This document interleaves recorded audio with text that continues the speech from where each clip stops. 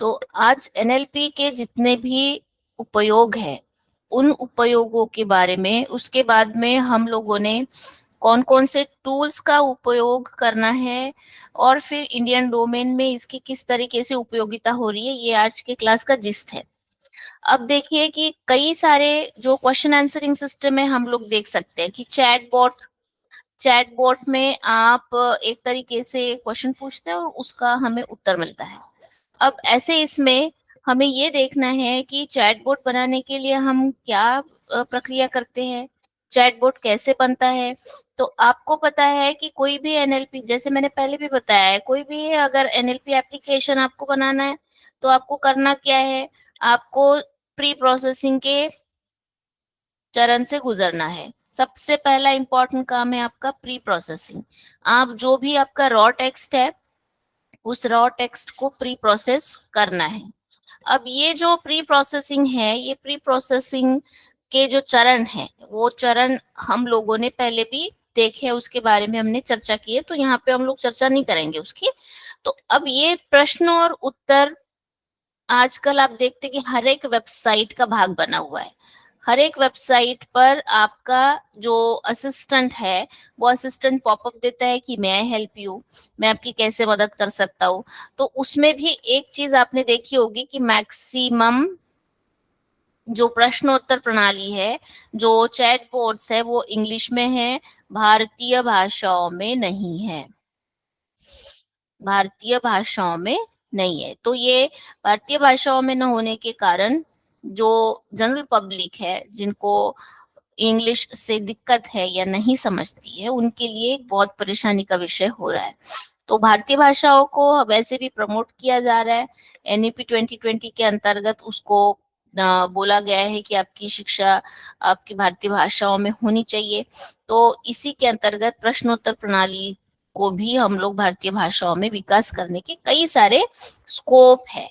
तो ये जो स्कोप है, अब देखिए हर एक कोई इंडस्ट्री या फिर कोई एजुकेशनल इंस्टीट्यूट हो या फिर कोई भी प्रणाली या किसी भी व्यवस्था का भाग, संस्था का भाग हो, वो हर कोई प्रश्नोत्तर प्रणाली बनाना चाहता है। तो आप देख सकते हैं कि एनएलपी का जो स्कोप है वो अभी बढ़ने लगा है। Scope is increasing. ठीक है। तो ये प्रश्नोत्तर प्रणाली के बारे में है। मैं हर प्रश्न प्रणाली का जब भी मैं उल्लेख करूंगी तो मैं ये बताऊंगी कि एनएलपी का स्कोप कितना है। तो इसलिए आपने ये जो 3 टॉपिक्स है, आर्टिफिशियल इंटेलिजेंस, मशीन लर्निंग और एनएलपी, अगर आप और इसके साथ में एक कुछ अच्छा सा कोडिंग का प्लेटफॉर्म पे आप काम करते हैं, तो डेफिनेटली आपको बहुत अच्छा करियर प्राप्त होने की संभावना है। अब यहाँ पे स्वचालित वाणी प्रणाली या फिर स्वचालित वाणी पहचान क्या है, ये स्वचालित वाणी पहचान क्या है? यहाँ है, इसे बोलते हैं एएसआर, ऑटोमेटिक स्पीच रिकग्निशन। मतलब स्वचालित वाणी पहचान, या फिर वाणी की जगह हम लोग वाक भी लिख सकते हैं, स्वचालित वाक पहचान। ये क्या है? आप देखते हैं कि आपके पास में हैंडसेट है जिसमें कि गूगल असिस्टेंट है। आपके पास में अगर एप्पल का हैंडसेट है तो वहां पर सीरी है। आपके पास में माइक्रोसॉफ्ट का अगर कोई हैंडसेट है तो वो कोर्टाना से काम करता है। ये सारे के सारे जो एजेंट्स है, ये एएसआर एजेंट्स है, ऑटोमेटिक स्पीच रिकग्निशन या फिर रिकॉग्नाइजर है। ये काम कैसे करते हैं? ये ये आपके स्पीच को, मतलब जो स्पीच है आपका, उस स्पीच को इनपुट लेते हैं। जैसे कि आप किसी एजेंट से, किसी व्यक्ति से बात कर रहे हो, उस स्पीच को टेक्स्ट में कन्वर्ट किया जाता है, और वो जो टेक्स्ट है, उस टेक्स्ट के आधार पर सर्चिंग होती है, और जो सर्चिंग है, वो सर्चिंग के माध्यम से आपको आउटपुट मिलता है, और जो आउटपुट है वो इनिशियली टेक्स्ट में ही होता है, और उस टेक्स्ट को फिर से टेक्स्ट टू स्पीच कन्वर्ट किया जाता है। इसे बोलते हैं स्पीच सिंथेसिस। ठीक है, टेक्स्ट से स्पीच में कन्वर्ट करना बोलते हैं स्पीच सिंथेसिस। यहाँ पे जो प्रक्रिया हो रही है इसे हम बोलेंगे ASR, ऑटोमेटिक स्पीच रिकग्निशन। तो ये जो प्रणाली है, ये पूरी की पूरी प्रणाली, मतलब दोनों भी ASR प्लस स्पीच सिंथेसिस, ये दोनों भी प्रणालियां गूगल असिस्टेंट में काम करती है, सीरी में काम करती है। और अगर आप केवल वाणी पहचान की बात करें तो वाणी पहचान में आप अपने बोल भाषा में आदेश दे सकते हैं, जो चाहे बोल सकते हैं, उस आदेश को सिस्टम समझ लेगा और आपको वैसे रिजल्ट मिलेंगे। जैसे आजकल कार्स में, मतलब जितने भी व्हीकल्स है उसमें अगर हम बोलेंगे कि कॉल दी मैडम हर्षलता, तो वो अपने आप ही कॉल करेगा। साथ ही में वो बोलेंगे कि प्लीज स्टार्ट द म्यूजिक, तो वो अपने आप ही म्यूजिक भी स्टार्ट करेगा। स्टार्ट एसी स्टार्ट करेगा। तो इस तरीके से स्वचालित वाणी पहचान काम कर रहा है। अब चैटबॉट के बारे में पहले ही डिस्कस कर लिया है। चैटबॉट में मैंने आपको ये कहा कि आपका कोई भी इंडस्ट्री हो, एप्लीकेशन हो, या फिर कोई भी संस्था हो, आजकल वो सारे के सारे चैटबॉट में या फिर प्रश्नोत्तर प्रणाली बनाने में लगे हुए हैं, ताकि उनका जो भी इंटरफेस है, यूजर इंटरफेस, बहुत ज्यादा प्रभावशाली होना चाहिए। तो यहाँ पे चैटबॉट आप देख सकते हैं कि कितने सारे जो अनुप्रयोग है। जैसे कि यहाँ आस्क दिशा है, आप अगर रेलवे रिजर्वेशन करेंगे तो आपको दिशा नामक चैटबॉट मिलेगा। आप उसको पूछ कर सकते हैं और आप उसके से परिणाम पा सकते हैं। आपको अलग से सर्च करने की जरूरत नहीं है, जो क्वेरी है आप आज दिशा से पूछ सकते हैं। और ये बहुत ही powerful AI based chatbot, AI powered chatbot है। और धीरे धीरे इसकी जो ऑप्टिमलिटी है, या इसकी जो आउटपुट की क्षमता है वो बढ़ रही है। पहले इतना नहीं था, अभी बढ़ गया है। शिक्षा के क्षेत्र में हम NLP को नजरअंदाज नहीं कर सकते हैं, क्योंकि आजकल जो NLP बेस्ड एप्लीकेशंस है वो शिक्षा क्षेत्र में कई बार कई लेवल पर यूज किए जा रहे हैं।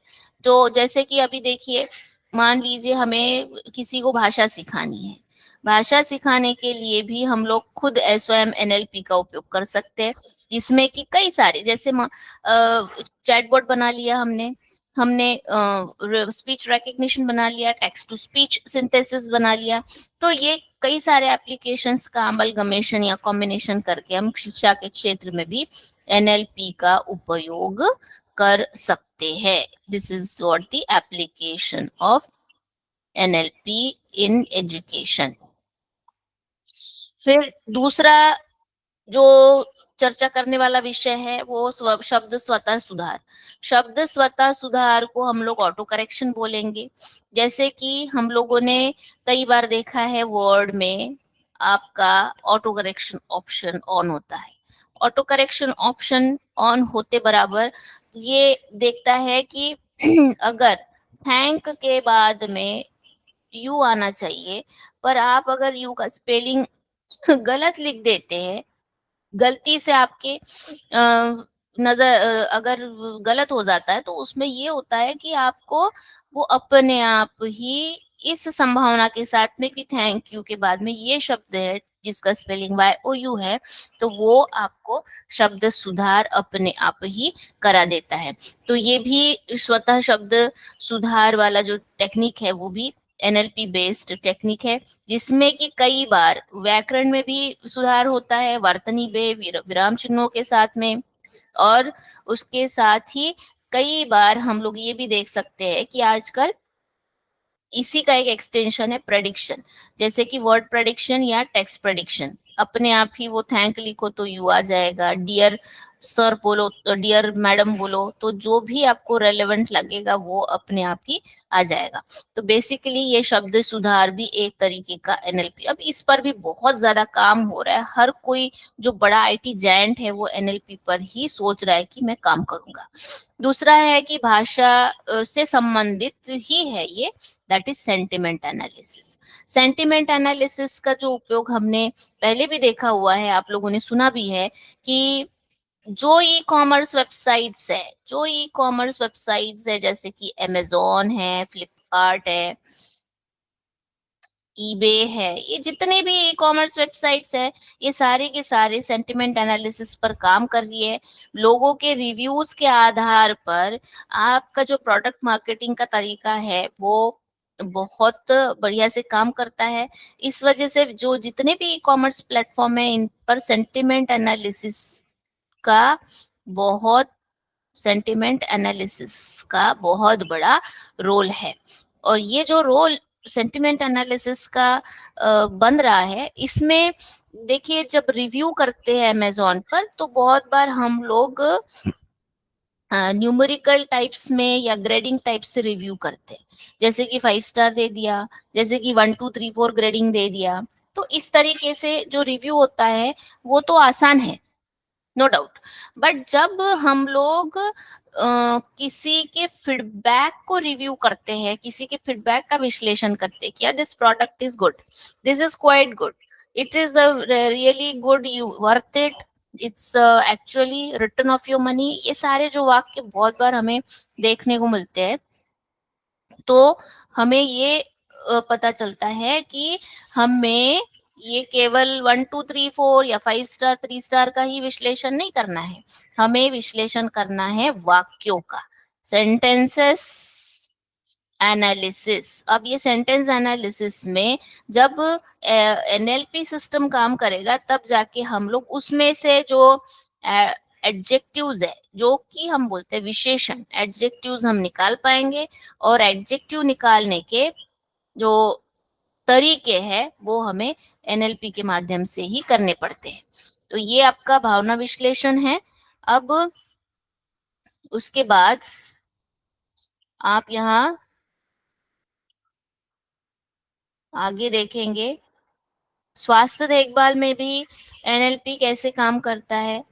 एनएलपी जो जो दस्तावेज है, कई सारे रोगों का जो दस्तावेज है, वो रोगों का दस्तावेज की रख रखाव के लिए यहाँ पर एनएलपी के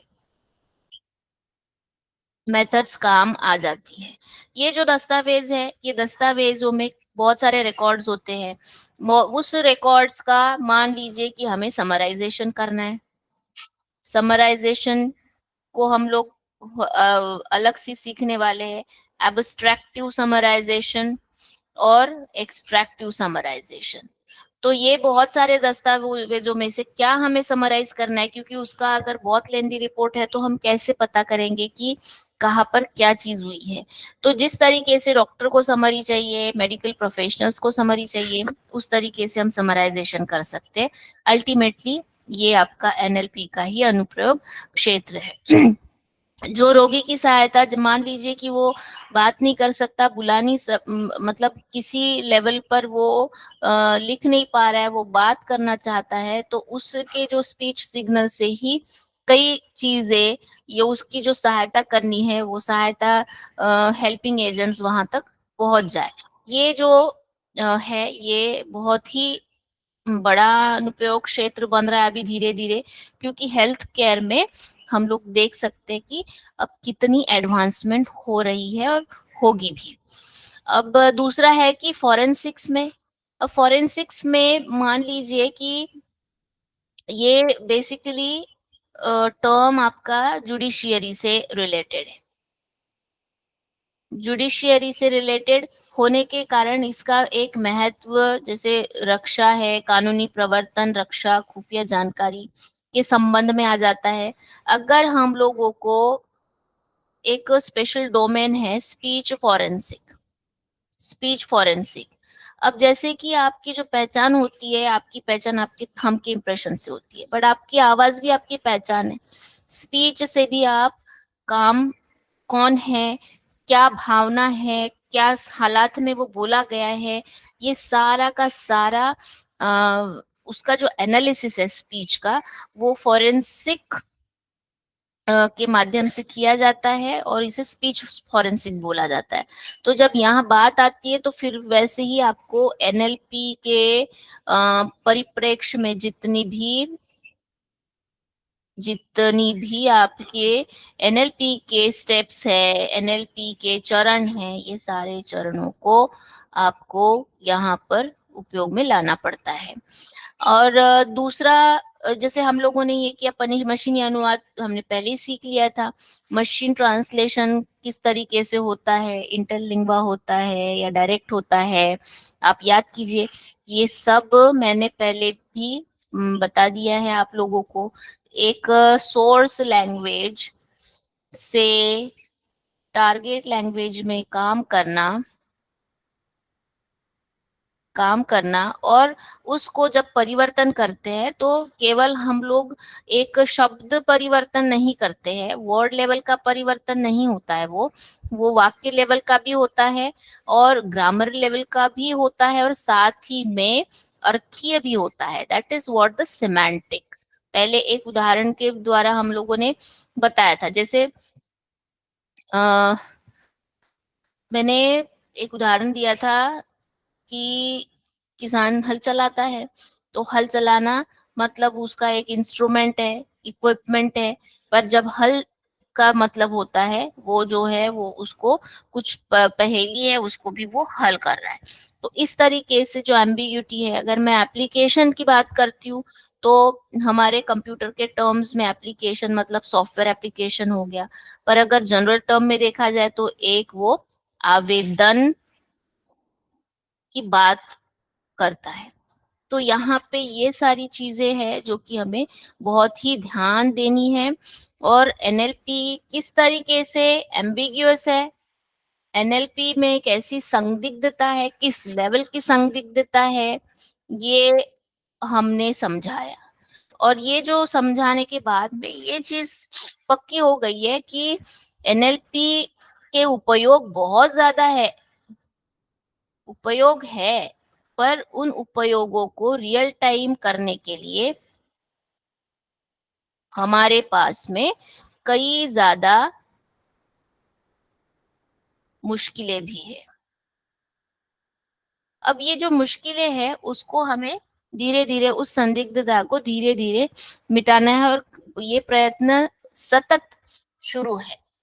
बड़ी बड़ी कंपनियां, सरकारें उस पर काम कर रही है। तो ये आपके अनुप्रयोग क्षेत्र, एनएलपी के अनुप्रयोग क्षेत्रों में के बारे में चर्चा हमने की।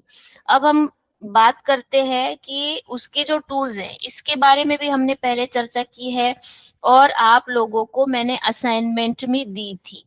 तो मैंने देखा है कि एक ही व्यक्ति ने सबमिट नहीं किया, बाकी सब लोगों ने सबमिट किया है असाइनमेंट। केवल सिर्फ अभिषेक का मैंने अभी ऐड नहीं किया है, इस वजह से उसका बचा हुआ है। तो बाकी सब लोगों ने वो किया है। जो एनएलपी के परिप्रेक्ष्य में हम जो टूल्स यूज करते हैं, वो सारे टूल्स मैंने पहले समझाया, जैसे कि एनएलटीके है,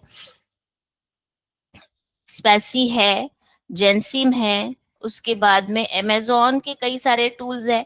अभी अमेज़न कॉम्प्रिहेंड के बारे में मैं यहाँ बात कर रही हूँ। और उसके बाद आईबीएम के माध्यम से, गूगल के माध्यम से कई सारे भाषिक टूल्स है। इसकी जो पीपीटी, इसकी जो स्लाइड है, पहले हमने विस्तृत चर्चा उस पर की हुई है। अब यहाँ हम लोग देखेंगे कि भारत की क्या भूमिका है एनएलपी को लेकर। ये ये बहुत इम्पोर्टेंट है चर्चा के लिए। आपको इस पर शोध पत्र लेखन करना है या फिर आप इसको किसी भी कॉन्फ्रेंस में प्रेजेंट कर सकते हैं।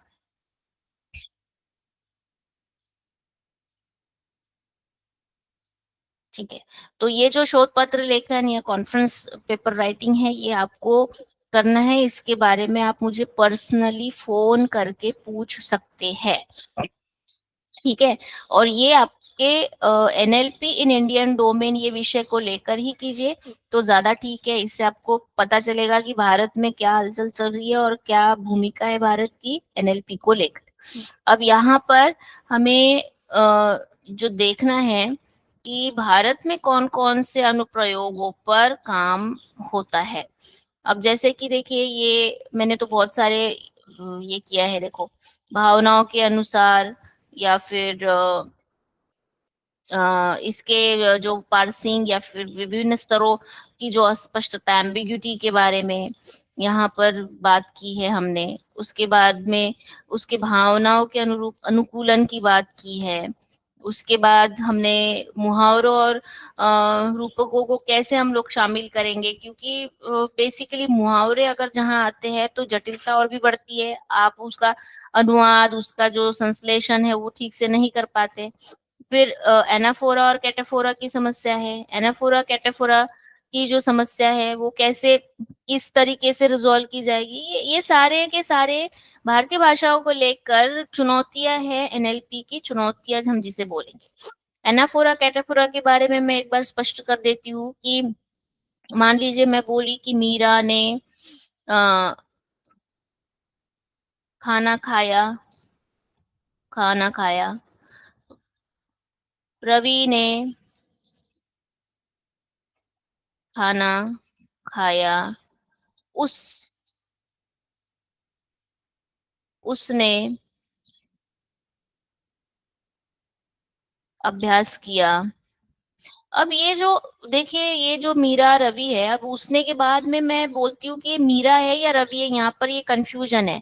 तो जहाँ पर हम लोग ये प्रोनाउंस का जिसे बोलते हैं चक्रव्यूह रहता है, प्रोनाउंस हम लोग कहाँ काम करेंगे, प्रोनाउन के जो तरीके होते हैं यूज़ करने के, इस वजह से कई बार हमें जो करता है उसका वो हम लोग इंगित नहीं कर पाते। तो इस वजह से हम लोगों को एनाफोरा, कैटाफोरा की समस्या एनएलपी में आती है। और वो समस्या को भी बहुत it is very challenging to solve this problem. तो ये भी हमें देखना है, ये सारे चैलेंजेस है। फिर उसके बाद में सबसे इम्पोर्टेंट है कि इंग्लिश में हमारे पास में डॉक्यूमेंटेशन है। जो डॉक्यूमेंटेशन जिस लेवल का डॉक्यूमेंटेशन एनएलपी अनुप्रयोगों के लिए चाहिए, वो डॉक्यूमेंटेशन इंग्लिश में अवेलेबल है। इस टर्म्स में English is a rich language. But बहुत बार हमने ये देखा है कि अगर भारतीय भाषाओं में हम लोग काम करना शुरू कर दें, तो सबसे पहला प्रश्न उपस्थित होता है डेटा और डॉक्यूमेंटेशन को लेकर। अब ये डेटा और डॉक्यूमेंटेशन को लेकर जो हमारे समस्याएँ हैं, उसी समस्याओं में हम लोग जूझते रहते हैं और फिर आगे का काम हम लोग ठीक से नहीं कर पाते। तो ये भी बहुत बड़ा चैलेंज है, बहुत ही बड़ा जिसे बोलते हैं कि यक्ष प्रश्न हमारे पास है भारतीय भाषाओं को लेकर और एनएलपी में कैसे काम किया जा सकता है इसको लेकर। तो एआई की मदद से, मशीन लर्निंग तकनीक की मदद से, एनएलपी के कई सारे एल्गोरिदम्स की मदद से हम लोगों ने भारतीय भाषाओं में कई सारे एप्लीकेशंस डेवलप किए हैं।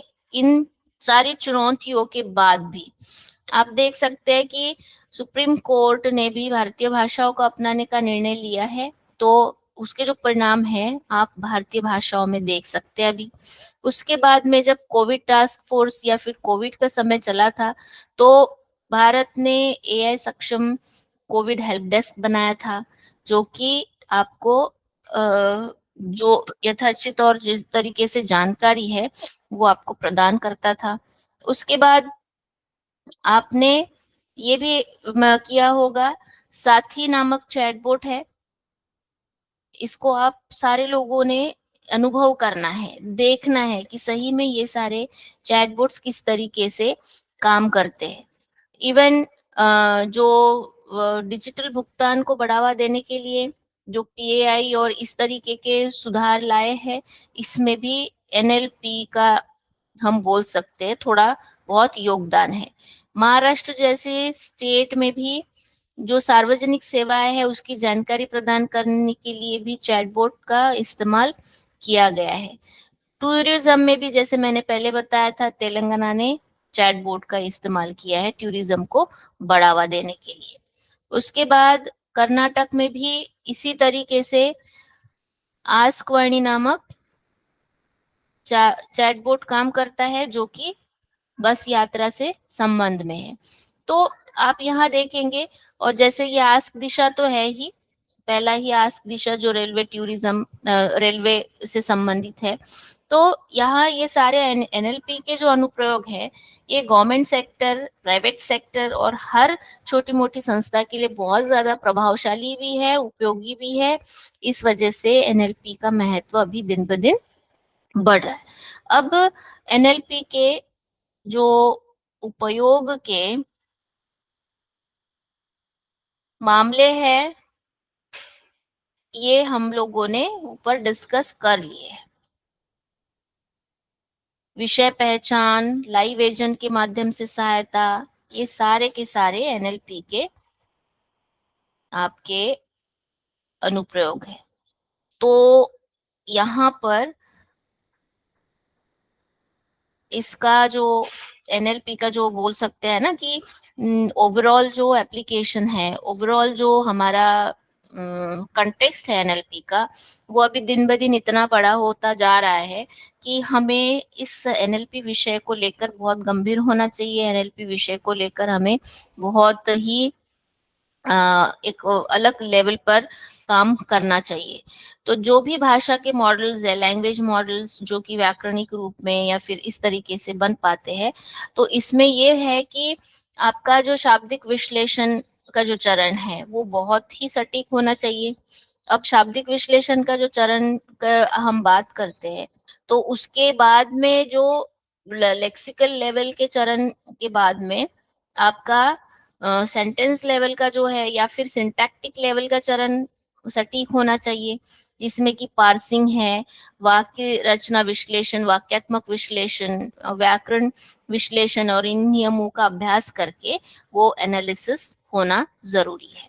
और उसके बाद आप देखेंगे कि आपका शब्दार्थ मतलब sentiment sorry semantic level, semantic level का विश्लेषण होना, सिमेंटिक लेवल का विश्लेषण होना जरूरी है, शब्दार्थ विश्लेषण होना जरूरी है। तो ये जो शब्दार्थ विश्लेषण है, इसमें हमें कई बार लेक्सिकल सिमेंटिक एनालिसिस भी करना पड़ता है, कंपोजिशनल सिमेंटिक एनालिसिस भी करना पड़ता है। तो यहाँ एनालिसिस करना मतलब सबसे पहला चैलेंज है कि उस सिमेंटिक एम्बिग्यूटी को हटाना है, और फिर उसके बाद में हमें देखना है कि आपकी जो एनालिसिस है वो एनालिसिस आपकी किस तरीके से फाइनल रिजल्ट में कंट्रीब्यूट करती है। और नेक्स्ट लेवल पर है आपका डिस्कोर्स या फिर संभाषण, डिस्कोर्स एनालिसिस, डिस्कोर्स एनालिसिस। तो यहाँ डिस्कोर्स एनालिसिस में जो पाठ के पीछे की जो प्रेरणा जो उजागर होती है संभाषण के माध्यम से, जैसे कि बहुत बार उसमें एनाफोरा कैटाफोरा का भी चैलेंज रह सकता है, उसमें भाव भावनाओं का भी चैलेंज रह सकता है। जैसे कि अब मैंने कहा भी है, हाय मैं बोलूँ तो क्या हाय है, ये मैं स्वागत कर रही हूँ, किसी को ग्रीटिंग कर रही हूँ, या फिर मैं कोई दुख व्यक्त कर रही हूँ। तो यहाँ पर संभाषण विश्लेषण की बात आती है। फिर व्यावहारिक विश्लेषण मतलब प्रैग्मेटिक्स की यहाँ बात हम लोग कर सकते हैं।